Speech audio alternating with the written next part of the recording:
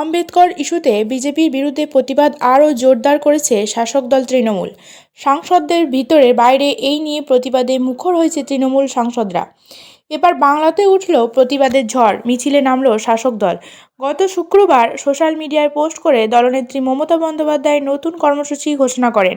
23শে December সোমবার কলকাতা পুরসভার word এবং রাজ্যের বিভিন্ন ব্লকে ব্লকে মিছিল করবেন দলের নেতা কর্মীরা। সেই মোতাবেক প্রতিবাদ মিছিলে সামিল হয় পূর্ব বর্ধমান জেলার খণ্ডঘোষ ব্লক তৃণমূল কংগ্রেস নেতৃত্ব। সোমবার বেরুগ্রাম অঞ্চলের বোয়াইচন্ডী কালীতলা থেকে একটি মিছিল করে ব্লক তৃণমূল কংগ্রেস নেতৃত্ব সহ তৃণমূল কর্মীরা, বহু তৃণমূল কংগ্রেস কর্মী সমর্থকেরা অংশগ্রহণ করে প্রতিবাদ মিছিলে। মিছিলের প্রথম সারিতে পা মেলান ব্লক সভাপতি অপার্থিব ইসলাম, পঞ্চায়েত সমিতির সভাপতি মীর শফিক, বিশিষ্ট শিক্ষক নেতা বিশ্বনাথ রায়, শিক্ষক নেতা অনাবিল ইসলাম, পঞ্চায়েত সমিতির কর্মাধ্যক্ষ বিদ্যুৎ ক্রান্তি মল্লিক, যুব সভাপতি শুভেন্দু পাল সহ আরও অন্যান্যরা অনেকে। পূর্ব বর্ধমানের খণ্ডঘোষ থেকে মিলন পাঁজার রিপোর্ট, মন্তেশ্বর টিভি নিউজ। যারা সংবিধানকেই মানে না তাদের বিরুদ্ধে প্রতিবাদ করে কোনো কাজ হবে বলে মনে হচ্ছে?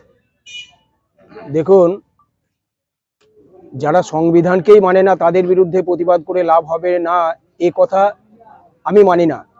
তার কারণ হচ্ছে যে ক্ষমতার শেষ কথা বলে সাধারণ মানুষ। কারণ আমরা যদি স্মরণ করি যে দুর্দণ্ড প্রতাপ, যে ফরাসির বাস্তিল দুর্গ, তার যে পতন হয়েছিল, সেখানেও কিন্তু সেই পতন সংগঠিত হয়েছিল সাধারণ মানুষের দ্বারা। আজকে যারা সংবিধান পরিবর্তন করতে চাইছে তারা জানে না যে সাধারণ মানুষের ক্ষমতা কত দূর পর্যন্ত যেতে পারে, এবং তার প্রমাণ তারা 2024 সালের লোকসভা নির্বাচনেই তারা পেয়ে গেছেন।